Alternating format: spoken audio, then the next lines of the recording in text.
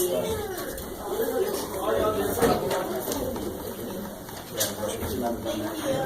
right, ladies and gentlemen, my name is Mr. Hart. I promise not to be boring. If I bore you, I'll give you a Monopoly dollar. I want Monopoly money. That's rules of lava. Okay. This is a presentation about literature, art, and architecture in the United States from 1600 to present.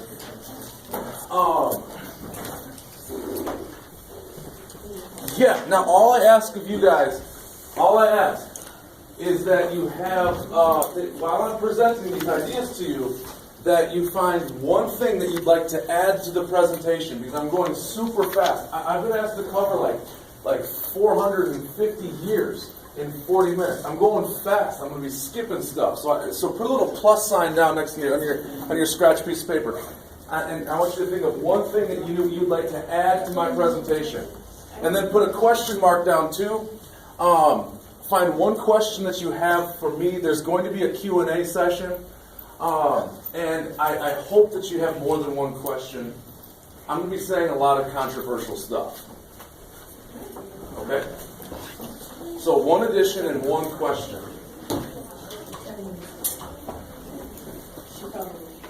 Okay, let's start right up with the controversial stuff. One of the reasons that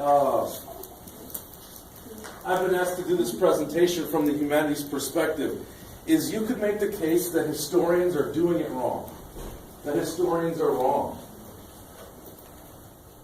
History is the chronology of events and people and things and money and time. These things aren't essentially important. What's important is the human soul. What's important is the heart. What's important is love. Where is that stuff in history? I don't see it anywhere. I'm going to read a quote to you and read it twice because this is deep. Medicine, law, business, engineering, these are all noble pursuits and necessary to sustain life. But poetry, beauty, romance, love, these are what we stay alive for. So medicine, law, business, engineering, these are all noble pursuits and necessary to sustain life, but poetry, beauty, romance, love, these are what we stay alive for. Why is it that history neglects the second part of that sentence, the important stuff? Where in the chronology of history do you talk about love and interaction and family? You skip right over that stuff. So this is a chronology of American history from 1600 to present, and I argue it's the chronology. It's the one that matters. Now I'm an English teacher. Now, I'm saying biased things. I'm saying that my department does it better, and of course, the social studies department can come back at me with attacks, but they're not here right now. So here are my attacks and my people. We have some English teachers back there too. Yeah, this is our turf. We're in charge here. Okay.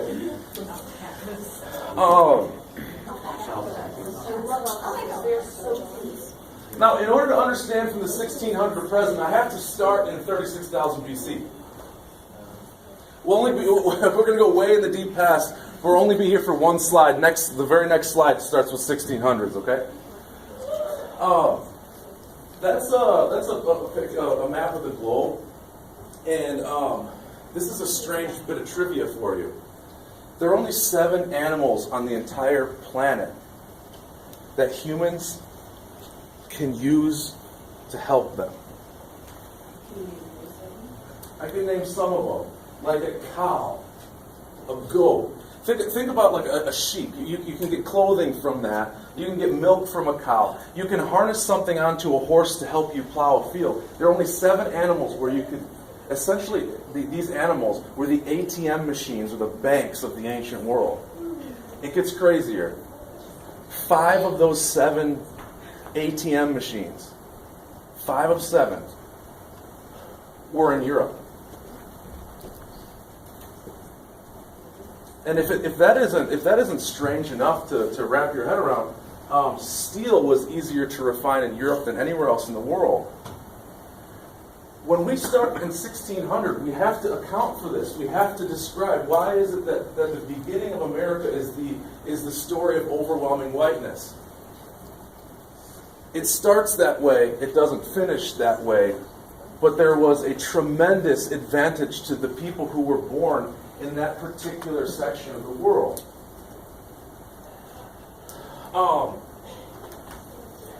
Another controversial statement, they're one after the other.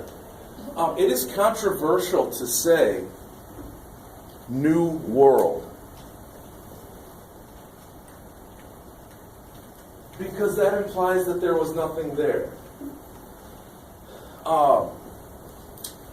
It is controversial to say that the United States or North America was a blank slate, because that implies that there was nothing there. But are you aware that 90% of the Native Americans that existed there before the Europeans arrived, 90% were completely annihilated by contagion? There's a way to paint this movement to the New World as some sort of genocidal craziness. But that's oftentimes a picture that's painted by people who don't like America. Because you could also paint this as truly being a blank slate. 90% of that whole culture collapsed because of germs. Now, why is that? Well, it goes back to the alpaca and these animals. These animals that were the ATM machine of the ancient world were filthy. They were filthy. Think of a pig. A pig was an ATM machine that was filthy. Have you guys heard of the Black Plague? Yeah, we almost died because of these animals. Okay? So, over the course of Europe, you have people who have ATM machines, but they're being poisoned by them daily. And so, enormous antibodies existed. And so, the early settlers into North America were a biological weapon, but they didn't realize it. They didn't know they were a biological weapon, but they were. 90% of the Native American population completely decimated. So let's go back to this idea of the New World. Have you guys heard of manifest destiny? Do you know that the people who coined that phrase, in the connotations of that word, manifest destiny, was an idea of the gift of God. These people believed that North America was a gift from God. How did they arrive at that conclusion? Because it was a ghost town. In a very serious way, it was a ghost town. Yes, there were conflicts. Have you guys ever walked off of a path in the forest, like off the path and gone actually into what's called the sticks? I mean, you can't even step like this without having to bend down and duck underneath twigs and stuff is scratching you. That's forest. So when the colonists came over here, everything was paved, not literally. You could walk for miles in one direction. Stuff was already ready to be flattened for farming. Because the Native Americans did that. They deforested a lot of these places and cultivated it, but then they disappeared like this. Poof, gone. And people really thought that God had given them an entire continent because it seemed empty. To a lot of people, that was their experience. So yes, it is controversial to call this a blank slate, but never before and never again will a situation happen or in similar fashion, unless we do something like colonize Mars. Never before will there be something as close to a blank slate as what North America is. Now, we're in 1600s, and America was a cultural third world country. You guys know of a third world country economically, because you're looking at things from a historical perspective, and that's not what we're doing here. Economic third world, you can envision that. Okay, extraordinary poverty. But what about poverty of the soul? What about poverty of the spirit? America had poverty of the spirit. They did not necessarily have poverty of economics. What does that mean? We were engaged with the material world. We wanted things. We wanted a house. We wanted to cultivate a field. We wanted to join churches and make a name for ourselves, or whatever the case was. We were not interested in building culture yet.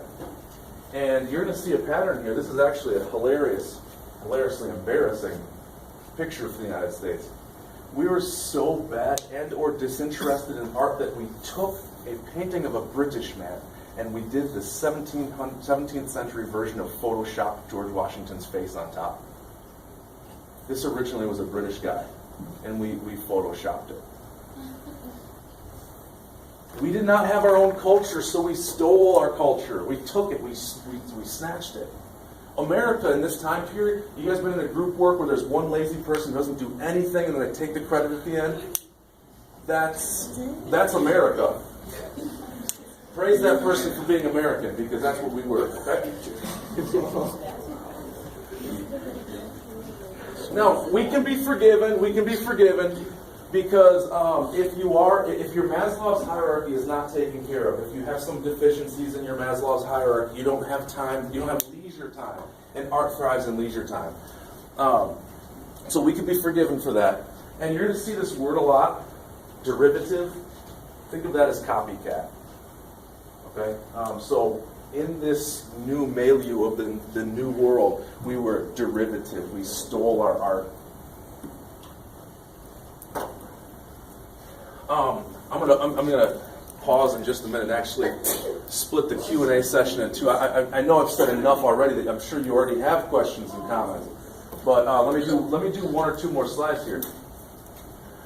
The first, if you've been looking at the top of my slides, you see almost like you're watching TV here. You're fast. We went really fast through 30,000 years, and then we went fast through the beginning of America. We're hitting the pause button now. 1849, something happened. The world stopped and looked at us and said, "Did you just do art? Did you just artify?" Scarlet Letter plopped down in 1849, and this is, in my opinion, and several other people who are in this field, this is top three right here. Top three most important cultural moments in America. This was a book that defined who we were. It searched our soul, and it showed our soul to us. It encapsulated our struggle, which was our struggle with this new pagan wilderness. It was our struggle with the distortion of our society. This is controversial again.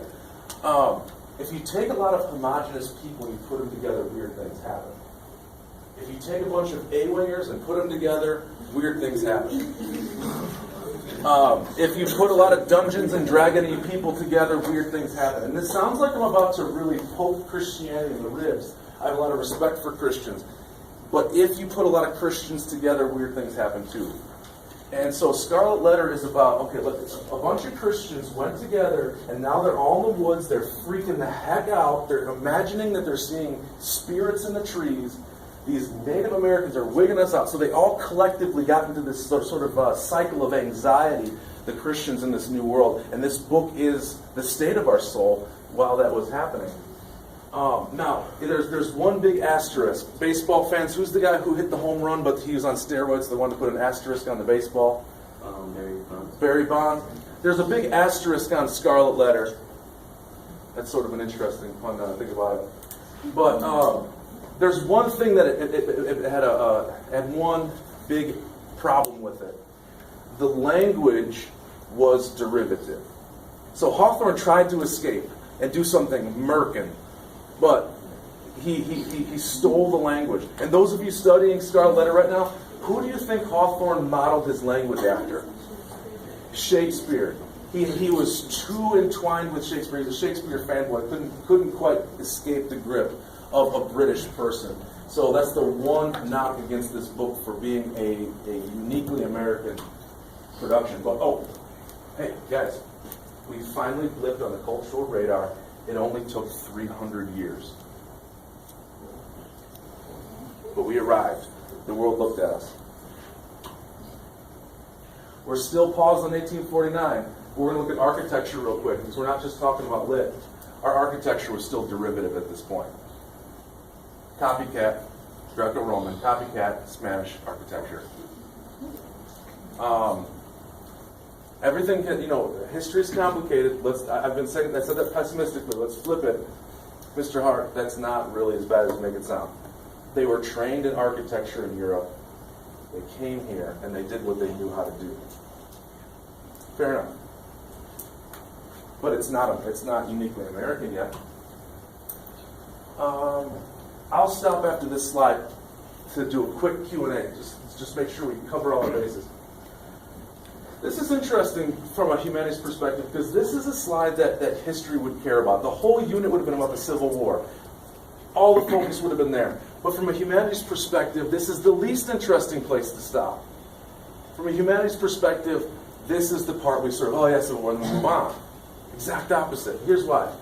Imagine that this is a graph of a nation's cultural production, how much culture they put out in arts and whatnot. And then here's the Civil War. Everything gets put on hold because you're trying not to die and such. And then after the war, you go back up. So the Civil War, which is the focus of history, is the least interesting to us here as we study the human soul, at least the cultural products of what we're doing. There's only one thing that I want to say about the Civil War. One thing. And that is, art in times of peace is a creative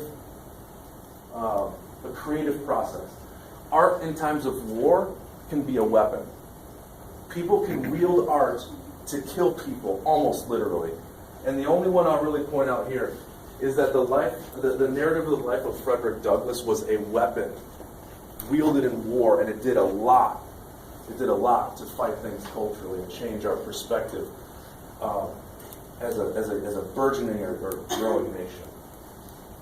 Okay, I'm gonna do a real quick pause. Questions, comments, additions? Yes, sir. On the second slide, if you could go back to that page there. Here? One more. Here? No, it's forward. Okay. That would be where Maslow was that. Maslow was a philosopher, sociologist who tried to determine how do you make people flourish. Like imagine a person as a plant. How do you make them bloom the most? And he said, well, first there has to be food, shelter, water. There has to be a cultural identity. And if you have all of those down pat, then you have self-actualization. So in other words, step by step, you develop a person until they are fully themselves. And so what this was a reference to was that we didn't quite have our ducks in a row yet. We weren't quite situated with food, shelter, water. So we did not have the leisure time to create cultural productions. Does that make sense? Yeah. Good. Yeah, Nicole. I think this is the one before this slide. What do you mean by overall whiteness? Well, frequently a contention that people have about America in our history books is that it just seems like a bunch of dead white people, right? So why is it? Is this some sort of like is this bias? Is this people overlooking parts of culture? But so in order to at least see that from a multifaceted perspective, one of the reasons that this started off with an influx of white culture was because of some random advantages that occurred from having been situated in Europe. Does that make sense? Yes, sir. What was your connection to alpacas? Weren't they in South America? You were talking about the European Indians. They were. I think alpacas is one of the 7 that was not in Europe. Oh, okay. Yeah. So like alpacas and stuff like so. So Of the 7, 5 were in Europe, 2 were elsewhere. Yeah. Thank you. Nicole. So with our, it took us 300 years to get onto the cultural radar. So how does that compare to other countries? As we know how long it took them to get on. We are incomparable because of this somewhat blank slate scenario.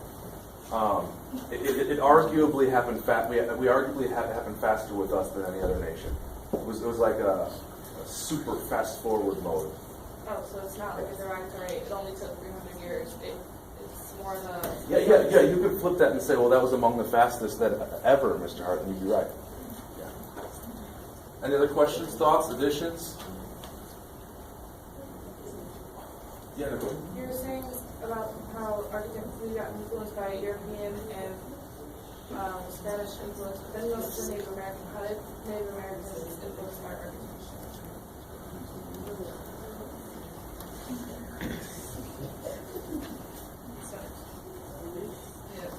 Native American influence.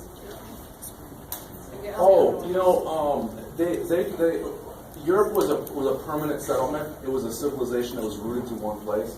And so the Native Americans actually influenced the way that we created transportable living quarters. So they showed us how to move around with food supplies, and that was not sort of native to the European thought. They wanted to put down a brick house, but then they were not adaptable to the environment. So it's not something you can see, but it's something that you can envision. All right, anything else? All right, let's pick back up. Those of you who haven't had questions or comments yet, keep looking at your scratch paper there, okay? I do want to hear from you guys. Okay. Now, Scarlet Letter had a big negative to it in terms of is this our first really supremely unique cultural production? This one does not. It is not controversial to look at Adventures of Huckleberry Finn by Mark Twain as being the moment of which we arrived. The world looked at us and finally said, "That's American." There's nothing really derivative or copycat about that. Now, very interestingly, when we think of studying and researching and discovering, we think of science. Like Einstein discovered relativity through an immense amount of work. That happens in the humanities. Mark Twain was the Einstein of the humanities. Instead of looking at the sky, though, he looked at the American soul, which is super complicated, and he studied it and he discovered this is American, and then that was the nucleus around which he made his book. So what is it that Twain did? How did Twain discover something about the American psyche? He discovered that the American psyche is unpretentious. That's American. He discovered that about us. We are humorous. We are lighthearted. We are essentially masculine. I know that's strange. That's controversial. We can come back to that. We are symbolic. We are defined by our racial dilemmas, our problems. Our racial problems are our central dilemma. We are earthy and we are simple, and that's the DNA of Adventures of Huckleberry Finn. You guys are going to read that next year in 12 AP. You're going to love it. You're going to love it. It's both the best and it's entertaining. It may be the most entertaining book in the AP curriculum. Okay. Yes, sir. What would be the difference between like derivative and taking influence from other art forms? Ask that question again in 2 slides, because I think that we will cover that. Okay. All right. There's a lot on here. Something happened in 1884, just after the Civil War.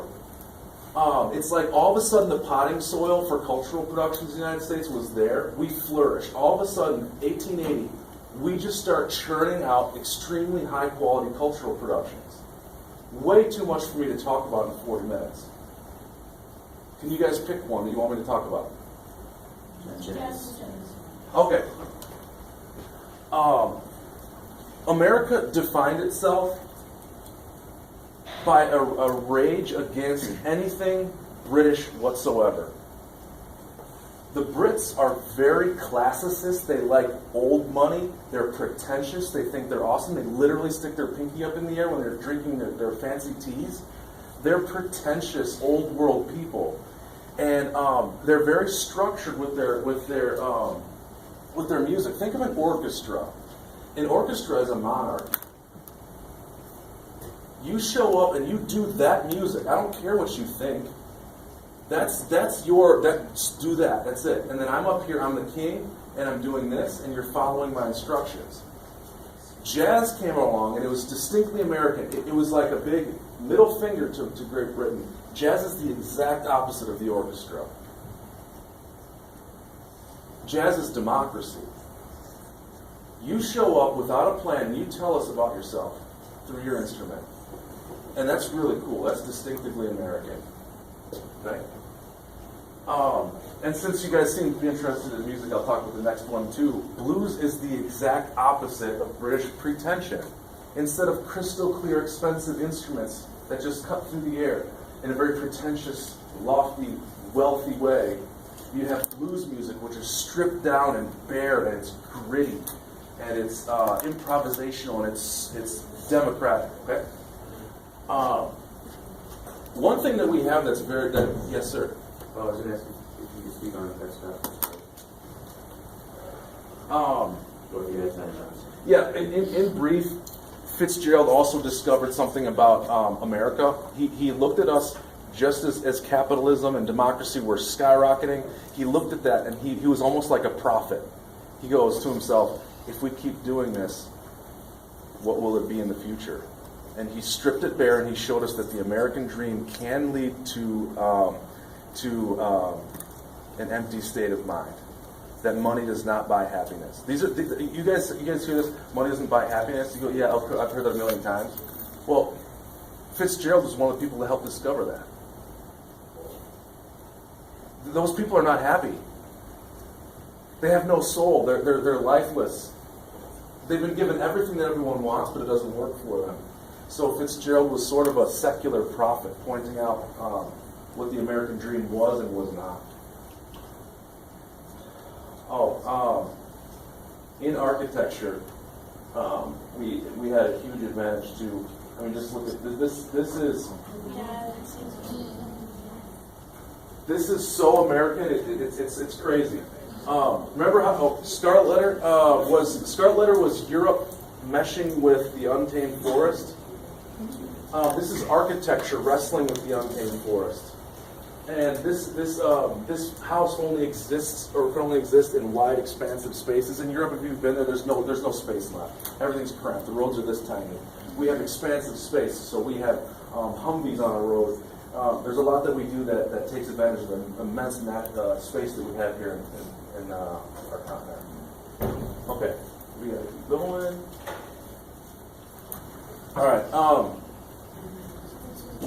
I'd like to make the case that Hemingway is our Shakespeare. Okay?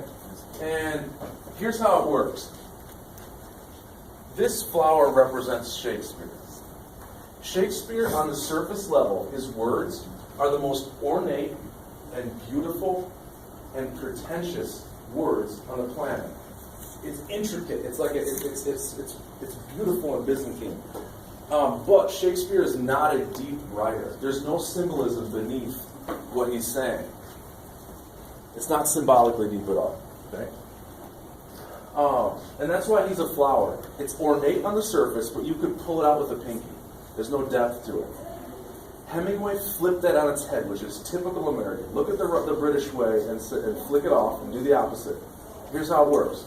I'm going to give you a 6-word short story from Ernest Hemingway. It's probably an apocryphal story, but it proves a point. Listen up, 6 words. For sale, baby shoes, never worn. One more time. For sale, baby shoes, never worn. Why is that sad, Nicole? Because I mean, the baby was never born, it probably died. For sale, baby shoes never worn. Do you hear what he's doing here? It's the most simple language imaginable.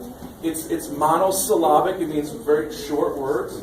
It's trimmed down. But do you feel how deep that is? It brings up so many questions about life. Why did the baby die? Is the mother okay? Hemingway is what's called the iceberg theory. Very simple up top, but extremely deep and resonant beneath. He's our Shakespeare, and he's the most influential author in American history. After Hemingway, everyone went for crisp, clear, unpretentious language in America. The books you read that come out now are downstream of Hemingway's changes. Yeah? Could that be compared to like how short haikus were in America? Somewhere? This is entirely a history of the Western Hemisphere. The Eastern Hemisphere behaved completely different and had completely different influences. The stuff that I'm speaking to you here does not work on the other side of the world. Okay? But yeah, haikus do have resonance and depth because of its simplicity. Yes. Other questions?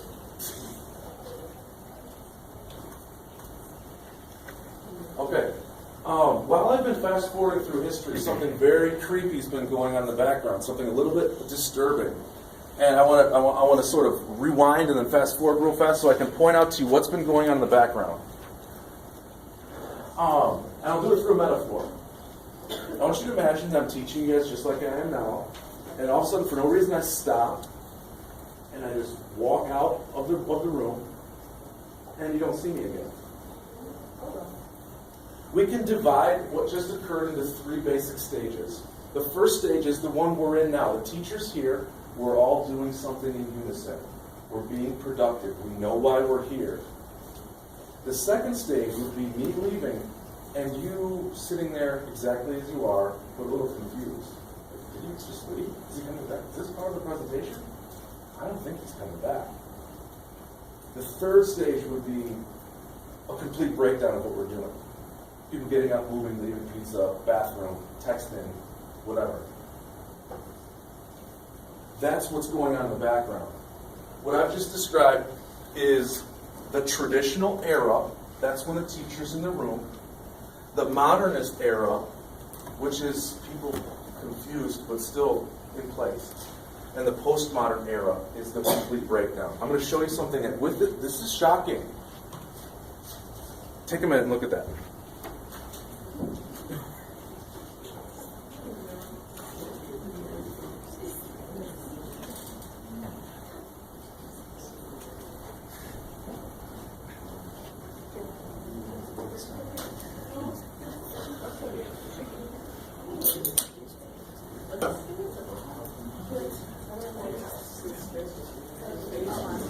This is when the teacher's in the room and people are all sort of working in tandem and have a common goal and a purpose. And this is after the teacher's been gone for a significant amount of time. And there's a breakdown. This is alarming. Okay, but history is complicated. We can also show the opposite's true, that maybe this is a good thing, but we'll get back to that. Okay? Just so we have a little bit of awareness of what this stuff is on the side. Do you know who painted that? Jackson Pollock. This is the 5th most expensive painting ever sold at $250 million. Does anyone know what that is? It's a urinal. Marcel Duchamp, a postmodernist, went out into a garbage dump. He found a urinal. He polished it off. He gave it to a museum, and it's now worth $25 million. That was an actual urine that people use. Urinal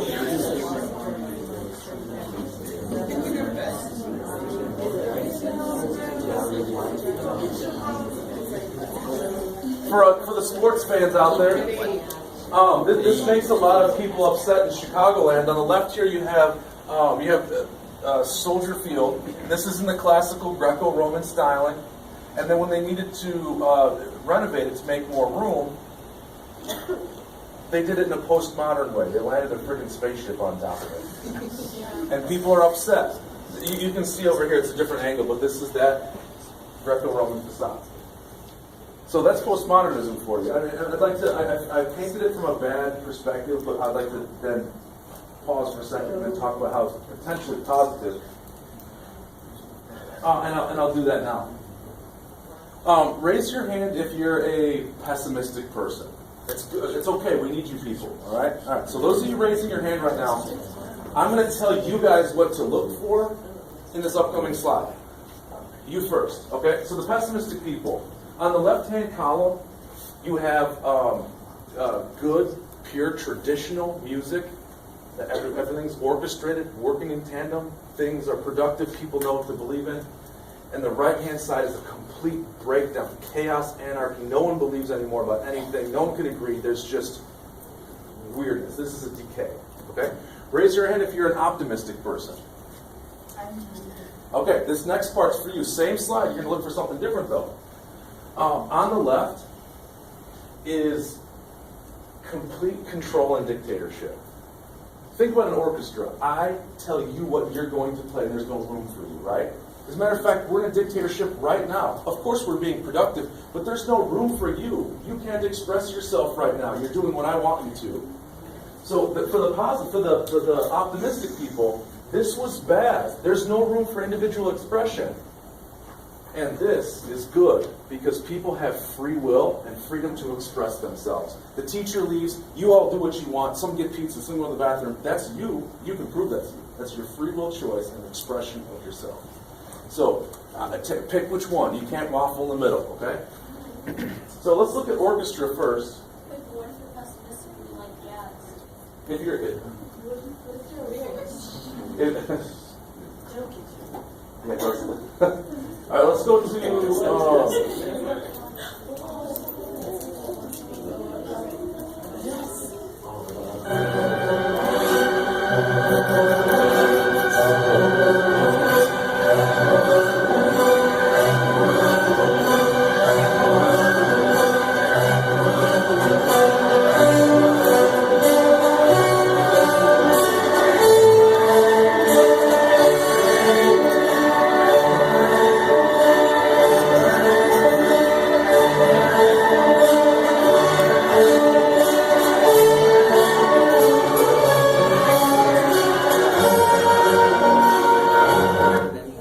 all right, so A, I mean, that's Britishy too. That's pretty, I mean, that's European. Wagner was actually a favorite of the Nazis. Yeah. Now, I want you to compare that to pure postmodern America. This is a rejection of the pretentiousness and authoritarian nature of orchestra. This is expression, but it's also postmodern collapse too, strangely. Listen to jazz.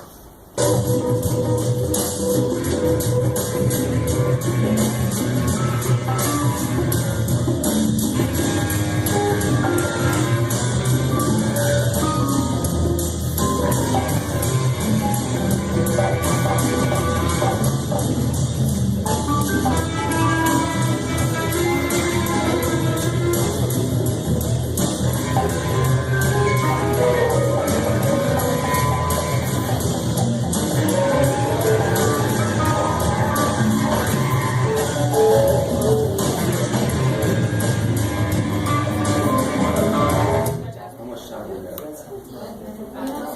Only 5 minutes? What?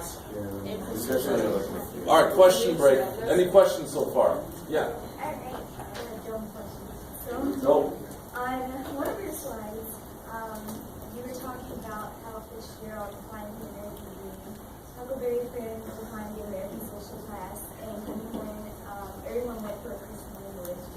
So, how does one person able to define and change society's viewpoints? Because if you think about it, the advancement of literature is based on one person's ideals only, and it just interconnected with people's belief systems. Well, okay. The key word here is discovery. Okay. Hemingway. There's something complicated. You guys are going to be a standard for society now. There's something complicated happening between all of us right now, but we don't know what it is. And Hemingway simply discovers it. Wait a minute. This is what's happening. Everyone's like, oh, I guess it is happening. So he pointed out to us something that already existed in us. So it's not like he said, okay, stop everything you're doing to do what I want now. It was more him discovering in us what was already there. And what was already there was a desire to be not pretentious, a desire to be plain spoken, a desire to, I was going to say, have a more masculine sensibility. That opens a whole other can of worms. American prose is very masculine. British prose is a little bit feminine, even though it was made by British men. Yeah. Derivative versus influence. You can ask again. Oh, so what's the difference between derivation and just being influenced by? Well, it's really tough. Have you guys ever raised your hand in English class and asked, like, well, is it, if I put this in my paper, how do I source it? You're like, do I source it this way? Do I have to give credit? I get this question all the time. Mr. Hart, I know this as background knowledge. I don't have to actually like look that up. Do I have to go find the source, or can I just put it in? It's complicated. It's really complicated to figure out what's yours and what's someone else's. So I can't answer you very easily. But maybe I can do it indirectly. When we talk about the most uniquely American things that we have, jazz, blues, and hip hop, jazz, blues, and rap appear to be the least influenced by the European roots. Does that make sense? So those things you can't trace to anywhere but America. Whereas things like jazz, you can, well, no, blues. Jazz and blues are, Whereas in architecture, the example I have with the Spanish architecture, you can more clearly show that those roots go back to British and there's a little more derivative. But where the line is hard to figure out. Okay? Yes, sir. What about film as an art form? Unfortunately, the French beat us to the game. The French were the first people to say that this is art, and so if you study film, you're going to be studying a lot of French stuff. Like they say, mise en scène is a phrase which means the way that a frame is composed. So unfortunately, the French beat us to that. We had to carve our own route after the fact. There's American film now, but it's been more modern. That's what I was going to go. It's like, how is Hollywood? Does that epitomize, do you think, American culture? Like Hollywood and like it's the main source of movies. Hollywood is very American too. You're right there. Yeah. Yeah, you definitely right. Yes, ma'am. Hang on, guys. We'll do one or two more questions, then you guys can head out. Yeah.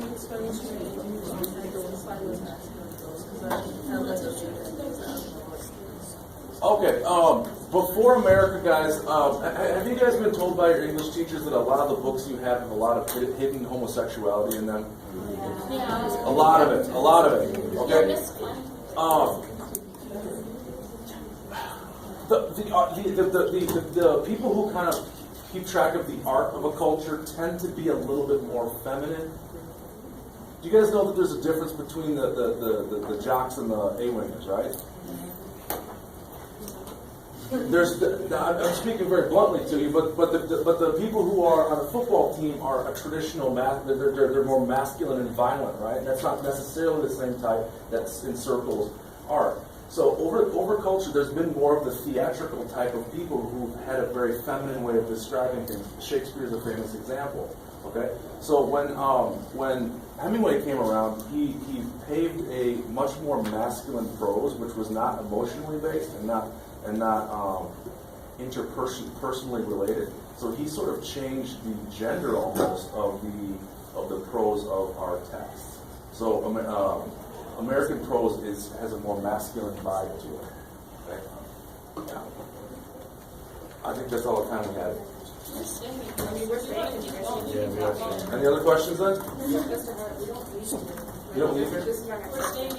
Oh, so I'm the one who has to leave. Yeah, so you can Keep going. I'm going to put on a music video. And this Maria. Oh, and they're doing that too.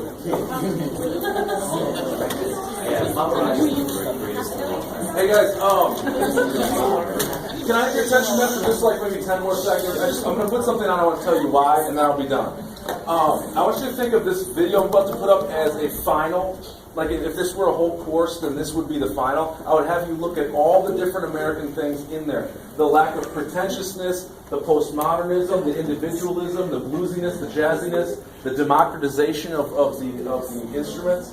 So let's check that out, and then you guys can sort of talk if you want to with this in the background. This is one of the most American things you can look at. See the love.